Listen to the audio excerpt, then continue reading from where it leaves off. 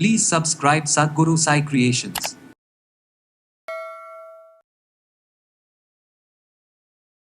சர்க்கரை நோய் நம்ம உடலில் இருக்கக்கூடிய சர்க்கரை அளவை எப்படி குறைக்கலாம்? நம்ம சாப்பிடக்கூடிய உணவே நமக்கு மருந்தாக செயல்படும் அப்படின்றது தான் சித்த மருத்துவத்தோட அடிப்படையினே சொல்லலாம். சர்க்கரை நோய் ஒரு 10 வருடங்களுக்கு மேலாக இருக்குது.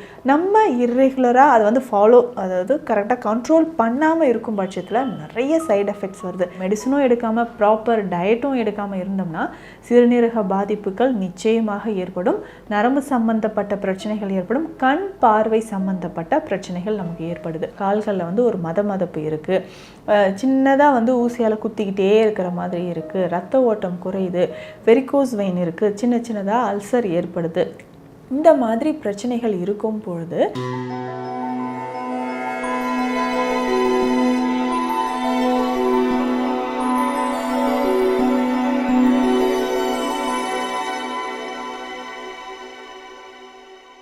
சத்குரு சாய் கிரியேஷன் வியூவர்ஸ் அனைவருக்கும் வணக்கம். நான் doctor Nithya, Siddha physician.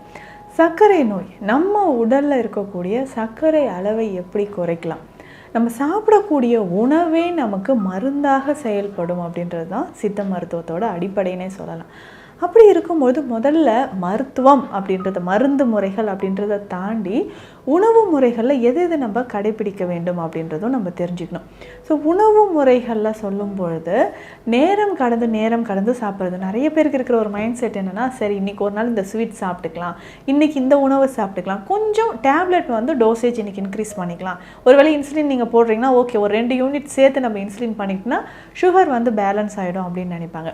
So இந்த மாதிரி நமக்கு சர்க்கரை அளவு அதிகரிக்காமல் பேலன்ஸ்டாக இருக்கணும். முக்கியமாக இந்த சர்க்கரை நோயால் நமக்கு நிறைய பக்க விளைவுகள் வராமல் இருக்கணும். சர்க்கரை நோய் ஒரு 10 வருடங்களுக்கு மேலாக இருக்குது. நம்ம இர்ரெகுலராக அதை அதாவது கரெக்டாக கண்ட்ரோல் பண்ணாமல் இருக்கும் பட்சத்தில் நிறைய சைடு எஃபெக்ட்ஸ் வருது. ஏன்னா நம்ம தினம்தோறும் பார்க்கக்கூடிய நபர்களுக்கு சொல்கிறாங்க, எனக்கு இத்தனை வருஷமாக சுகர் இருந்துச்சுங்க, பட் நான் அதை கண்ட்ரோல் பண்ணவே இல்லை, டயட்டும் எதுவும் ஃபாலோ பண்ணல. சரி அப்படியே நம்ம மெயின்டைன் பண்ணிக்கலாம், சின்ன வயசாக தானே இருக்கோம்னு நினச்சேன். பட் 10 வருடத்திற்குள்ளாகவே, அப்போ அவங்களுடைய வயதுன்னு பார்த்தோம்னா ஒரு 40 வயது, 42 அந்த ஏஜில் இருப்பாங்க. அப்போ 10 வருடத்திற்கு முன்னாடி இருந்தே எனக்கு சுகர் இருக்குன்னா அந்த வயதிலே ரொம்ப எளிமையாக அதை முற்றிலுமாக குணப்படுத்தி இருக்க முடியும். ஆனால் அது கொஞ்ச நாளுக்கு அப்புறம் என்ன ஆகுது, நம்ம மெடிசனும் எடுக்காமல் ப்ராப்பர் டயட்டும் எடுக்காமல் இருந்தோம்னா சிறுநீரக பாதிப்புகள் நிச்சயமாக ஏற்படும். நரம்பு சம்பந்தப்பட்ட பிரச்சனைகள் ஏற்படும். கண் பார்வை சம்பந்தப்பட்ட பிரச்சனைகள் நமக்கு ஏற்படுது. இது சிறுநீரக பிரச்சனை அப்படின்னு நம்ம சொல்லும்பொழுது இன்றைக்கு க்ரானிக் கிட்னி டிசீஸ் வர்றதுக்கு முக்கியமான நிறைய காரணங்களில் இந்த சுகர் அப்படின்னு சொல்லக்கூடிய சர்க்கரை நோய், நீரிழிவு, சித்த மருத்துவத்தில் இது மதுமேகம் அப்படின்னு சொல்லுவாங்க. இந்த நோயும் ஒரு முக்கியமான காரணம்.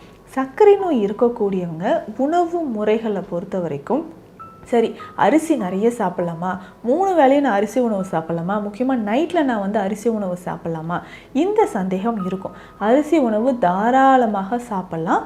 ஆனால் நம்ம சாப்பிடக்கூடிய அரிசி எப்படி இருக்கணும்னா பட்டை தீட்டப்படாத அரிசியாக இருக்கணும். அன்பாலிஷ்டு ரைஸ், இந்த பழுப்பு அரிசி அப்படின்னு சொல்லுவாங்க. அடுத்தது பார்த்தோம்னா சிவப்பு அரிசி அப்படின்னு சொல்கிறது. அந்த மாதிரி இந்த கருப்பு கவுனி அரிசி, மாப்பிள்ளை சம்பா, இந்த மாதிரி அரிசி வகைகள் நல்ல கருமை நிறத்திலையோ இல்லை சிவப்பு நிறத்திலையோ பழுப்பு நிறத்திலையோ இருக்கக்கூடிய அரிசி வகைகளை எடுத்து நம்ம சாப்பிட்லாம். வெள்ளையாக நம்ம பாலிஷ் போட்ட ரைஸ் மட்டும் அவாய்ட் பண்ணிக்கணும்.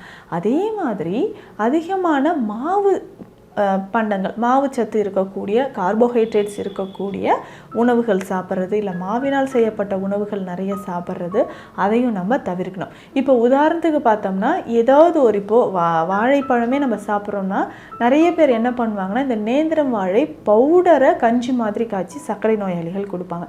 அதே மாதிரி சத்து மாவு கஞ்சியாக நான் பவுடராக நான் கஞ்சி மாதிரி குடிக்கும்போதும் சர்க்கரையோட அளவு அதிகரிக்க வாய்ப்பு இருக்குது. ஸோ அதனால் எது சாப்பிட்டாலும் நம்ம ஃபைபர் கண்டென்ட், ஹோல் கிரெயின்ஸ், அப்படி முழு தானியங்களாக நம்ம பயன்படுத்தலாம். சரி, இதை எப்படி நான் பயன்படுத்தலாம் அப்படின்னா, முளை கட்டிய தானியங்களை நம்ம வேக வைத்து சுண்டல் மாதிரியோ இல்லை முளை கட்டிய தானியங்களை நம்ம சாலட் மாதிரியோ இந்த காய்கறிகள் பழங்களோடு சேர்த்து நம்ம பயன்படுத்திக்கலாம்.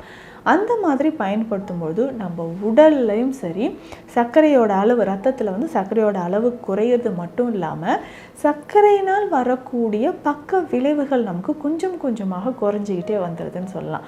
அப்போ சர்க்கரையினால் வரக்கூடிய பக்க விளைவுகள் சரியாகிறதுக்கும் இந்த மாதிரியான உணவு முறைகளை நம்ம ஃபாலோ பண்ணோம். இதில் முக்கியமாக காய்கறிகள் ரொம்ப முக்கியம்.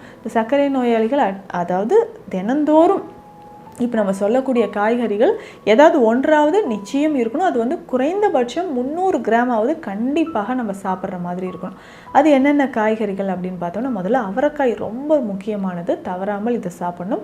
பாகற்காய் ரொம்ப முக்கியம், கொத்தவரங்காய், கோவக்காய் ரொம்ப முக்கியம், நூக்கோல், சௌச்சௌ. ஸோ இந்த காய்கறிகளில் தினமும் ஏதாவது ஒன்று குறைந்தபட்சம் 300-350 கிராமாவது நம்ம சமைத்து சாப்பிடணும். ஸோ இந்த மாதிரி நம்ம சாப்பிட்டுட்டே வரும்போது நம்ம ரத்தத்தில் அதாவது கொலஸ்ட்ரால் லெவல் குறையிறது மட்டும் இல்லாமல் சுகர் லெவலும் நமக்கு குறைய ஆரம்பிக்கும். அதே மாதிரி நேரம் கடந்து நம்ம சாப்பிட்றதையும் சர்க்கரை நோயாளிகள் தவிர்க்கிறது ரொம்ப ரொம்ப நல்லது. இதை தாண்டி நம்ம சித்த மருத்துவத்தில் நிறைய மூலிகை மருந்துகள் இருக்குது. அதை வந்து நம்ம பயன்படுத்திக்கலாம். நிறைய பேருக்கு இந்த நரம்பு சம்பந்தப்பட்ட பிரச்சனைகள் இருக்கும். டயபெட்டிக் நியூரோபதி அப்படின்னு சொல்லுவாங்க. கண்கள்லேயும் பிரச்சனை இருக்குது, சிறுநீரக பிரச்சனைகளும் இருக்குது. அப்படின்னா இந்த 2 மூலிகைகளை சேர்த்து நம்ம சாப்பிடும்பொழுது நமக்கு சர்க்கரை நோயிலிருந்து நிரந்தரமான ஒரு தீர்வு. ஆனால் இது வந்து ஒவ்வொருத்தருக்கும் எந்த அளவு சர்க்கரை நோய் இருக்கோ, எவ்வளோ வருடங்களாக இருக்கோ அதை அடிப்படையாக வச்சு நமக்கு கிடைக்கும்னு சொல்லலாம். ஒன்று வந்து தேற்றான் கொட்டை, இன்னொன்று வந்து பூனைக்காளி விதைகள். ஸோ இந்த ரெண்டுமே, இந்த தேற்றான் கொட்டையும் சரி பூனைக்காளியும் சரி, நரம்புகளுக்கு வலிமை சேர்க்கக்கூடியது, முக்கியமாக சர்க்கரை அளவும் நமக்கு குறைச்சி தரக்கூடியதுன்னு சொல்லலாம். ஸோ இப்போ வந்து நம்ம இந்த நரம்புகளுக்கு வலிமை சேர்க்கக்கூடிய இந்த பூனைக்காளியை எப்படி பயன்படுத்தலாம் அப்படின்னா, இது வந்து பசும் பாலில் வந்து வேக வைக்கணும்.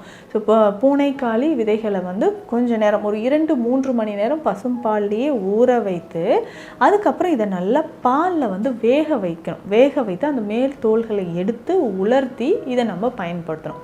இதற்கப்புறம் இந்த தேற்றான் கொட்டையும் அப்படிதான். தேற்றான் கொட்டையை எப்படின்னா கரிசாலை சாறில் ஊற வைக்கணும் அல்லது சிறுகீரை சாறில் ஊற வைக்கணும். ஸோ 2 கீரையில் ஏதாவது ஒரு சாறில் ஊற வைத்து அந்த மேல் தோலை எடுத்துட்டு இதை வந்து நம்ம பவுடர் பண்ணிக்கணும். ஸோ 2 பவுடரும் ஒன்றாக சேர்த்து நம்ம சாப்பிடணும். இது எப்படின்னா பாலில் கலந்து குடிக்கணும்.